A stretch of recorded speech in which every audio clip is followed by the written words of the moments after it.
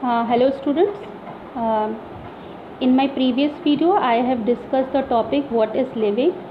So if we try to define the term living, तो आपको मैंने बताया था कि living beings जो होते हैं, living organisms होते हैं, वो 5 तरीके की कैरेक्टरिस्टिक शो करते हैं. पहला, that all living thing organisms grow. ठीक है. Second is the reproduction. Third is the metabolism. Fourth is the cellular organization and fifth one is the consciousness. इसमें मैंने आप सबसे कल ग्रोथ के बारे में डिस्कस किया था, तो एक रिवीजन में आपको बता देती हूँ. ग्रोथ जो होती है, जो मैंने आपको कल बताई थी, वो ये था इंक्रीज इन द मास और the size of a tissue और द ऑर्गेनिज्म. जो ग्रोथ होती है, जब साइज और मास इंक्रीज होता है, इसको हम क्या कहते हैं, ग्रोथ. किसी भी ऑर्गेनिजम्स के जब मास और साइज़ में चेंजेस आते हैं, इंक्रीज़ होता है, तो उसको हम क्या कहेंगे, ग्रोथ. जो ग्रोथ होती है वो परमानेंट होती है और इरिवर्सिबल होती है. इसके 2 टाइप्स होते हैं, इंट्रिंसिक और एक्सट्रिंसिक ग्रोथ. जब growth within the body of cell occurs is called the intrinsic growth, whereas the growth occurs outside the body is called the extrinsic growth. Okay. Extrinsic growth हम basically non living things में देखते हैं. Non living things भी grow करती हैं, पर वो कैसे ग्रो करती हैं, ड्यू टू एक्यूमुलेशन. यानी जब कोई चीज़ इकट्ठी होती है तो उसका साइज़ ऑटोमेटिकली इंक्रीज़ हो जाता है. ठीक है. इस तरीके से नॉन लिविंग थिंग्स ग्रो करती हैं. जैसे कि मैंने आपको कल एग्जाम्पल भी बताया था, माउंटेन्स का formation, sand formation.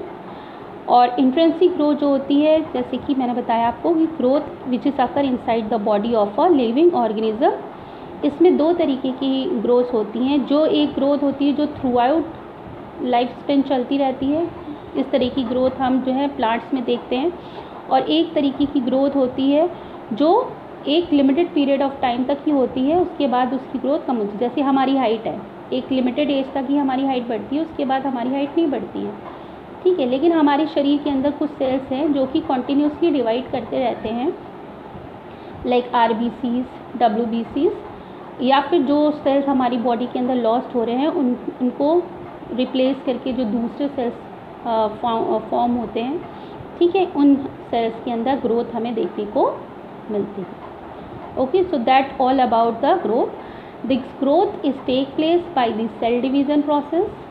Cell division process को हम क्या कहते हैं, माइटोसिस भी कहते हैं. ठीक है. Now the second point of the living organism is the reproduction. Reproduction means re means again, production means to produce. So in multicellular organism, reproduction refers to the production of progeny possessing features more or less similar to those of parents. Reproduction क्या है, जो multicellular organisms होते हैं वो अपनी ही जैसे अपनी आगे की जनरेशन, अपनी आगे की प्रोजनी को प्रोड्यूस करते हैं, और वो जो प्रोजनी होती है वो उनके फीचर्स को शो करती है, कभी ज़्यादा या फिर कभी कम, अपने पेरेंट्स के अकॉर्डिंग. बच्चे कभी पेरेंट्स से ज़्यादा रिजेंबल करते हैं और कभी कभी कम रिजेंबल करते हैं, पर वो अपने पेरेंट्स के कुछ फीचर्स को शो करते हैं. Okay. Invariably and implicitly we refers to the sexual reproduction, but here we are talking about the sexual reproduction जहाँ पे both male और female sexes are involved. Fine. Organism reproduced by the asexual means also. कुछ organisms ऐसे हैं जो कि asexual method से भी grow करते हैं. Fine. Asexual methods क्या हो सकते हैं? Asexual methods refers to when a single organism or single individual is involved. जैसे कि यूनिसेलुलर सेल्स में हमें इस तरीके की ग्रोथ देखने को मिलती है. यूनिसेलुलर जो ऑर्गेनिजम्स होते हैं, यूनिसेलुलर यानी सिंगल सेल्ड ऑर्गेनिजम्स होते हैं, इनमें क्या होता है, सेल साइज इंक्रीज होता है. और सेल नंबर, सेल साइज कैसे इंक्रीज होता है, when they get divide into 2 the cell size automatically increases. तो वी कैन से कि इनकी जो ग्रोथ होती है वो किसके इक्वलेंट है, रिप्रोडक्शन के। इस तरीके की इस यूनिसेलुलर ऑर्गेनिजम्स की एग्जांपल्स हैं अमीबा, बैक्टीरिया, एल्गी। ओके, तो एसेक्सुअल रिप्रोडक्शन जो होती है उसमें गैमेट्स फॉर्म नहीं होते, गैमेट्स का फ्यूज़न नहीं होता है, मियोसिस की प्रोसेस नहीं होती है, और इसके कुछ मेथड्स होते हैं जिनको बारे में अभी हम डिस्कस करते हैं। First we just read it. Okay, organisms reproduced by the asexual means also. Fungi multiply and spread easily due to the millions of asexual spores they produce. In lower organisms like yeast and hydra, we observe budding. In planaria, we observe the true regeneration. That is, a fragmented organism regenerates the lost part of its body and become a new organism. The fungi, the filamentous algae and the proteoma of the mosses are easily multiplied by the fragmentation. तो हम यहाँ पे पहले asexual जो reproduction है इनके methods के बारे में डिस्कस करते हैं। एक सेक्सुअल रिप्रोडक्शन जो होती है वो कुछ उसके कुछ टाइप्स हैं, जैसे कि पहला है बाइनरी फिजन, दूसरा है बडिंग, तीसरा है फ्रेगमेंटेशन, चौथा है स्पोर फॉर्मेशन और last is the true regeneration.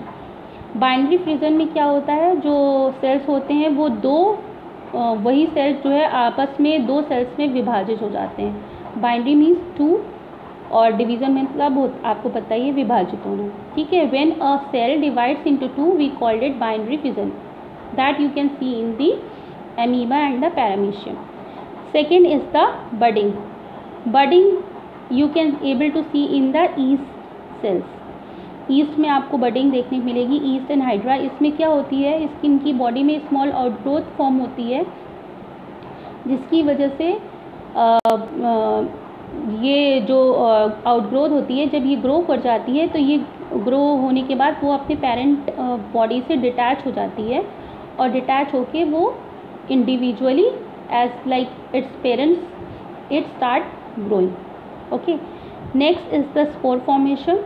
Spore formation आपको एल्गी और फंगस में देखने को मिलेगा। फ्रेगमेंटेशन आपको मॉसेस में और फिलामेंटस एल्गीज में देखने को मिलेंगे। और लास्ट मेथड है इसमें ट्रू रीजनरेशन। ट्रू रीजनरेशन को समझने के लिए पहले आपको ये पता होना चाहिए कि रीजनरेशन क्या होता है। रीजनरेशन मतलब दोबारा उत्पन्न होना, ठीक है। तो ट्रू रीजनरेशन मतलब क्या, lost part of body regenerated. जब उसकी जब बॉडी का कोई हिस्सा जो है वो आपस में वो टूट गया, कट गया और कट के दोबारा उसी ऑर्गेनिज्म में डेवलप हो गया, उसको हम क्या कहते हैं, ट्रू रीजनरेशन। जैसे कि प्लानेरिया में आप देखोगे। ओके, ये रीजनरेशन में आपने छिपकली के बारे में देखा होगा। I am giving you one example, lizard की आपने देखा होगा कि जब कभी कभी उसकी टेल कट जाती है तो वो अपने आप ही रीजनरेट हो जाती है। इवन जो हमारे नेल्स हैं वो भी एक तरीके से रीजनरेशन या जनरेशन का एग्जाम्पल है, ठीक है। ट्रू रीजनरेशन मतलब होता है कि पूरे ऑर्गेनिज्म का ही डेवलप हो जाना एक बॉडी पार्ट से। Okay, so this is called the true regeneration. Okay, कहाँ थे हम? When it comes to unicellular organisms like bacteria, unicellular algae or amoeba, reproduction is synonymous with the growth. As I already told you, कि cell division is equals to growth. That is, increase in the number of cell is equals to their growth. ठीक है। We have already defined growth as an equivalent to increase in cell number or mass. Hence, we notice that in single-celled organism, we are not very clear about the uses of these two terms, growth and reproduction. Further, there are many organisms which do not reproduce. For example, mules, sterile worker bees, infertile human couples, etc. Hence, reproduction also cannot be an all-inclusive defining characteristics of a living organism. मैंने आपको starting में term बताया था ना, defining और non defining. मैंने आपको ये भी बताया था ग्रोथ और रिप्रोडक्शन डिफाइनिंग प्रॉपर्टीज़ नहीं है। क्यों? क्योंकि इनके एक्सेप्शंस हैं। अब एक्सेप्शंस यहाँ पे आ जाते हैं, जो इनफर्टाइल मैंस हैं, इनफर्टाइल कपल्स हैं, या फिर जो वर्कर बीज हैं, ये सब लिविंग ऑर्गेनिजम्स हैं, but they do not able to produce a new organism. That is why there is an exception. That is why we called it as a non-defining characteristic of a living organism. Okay.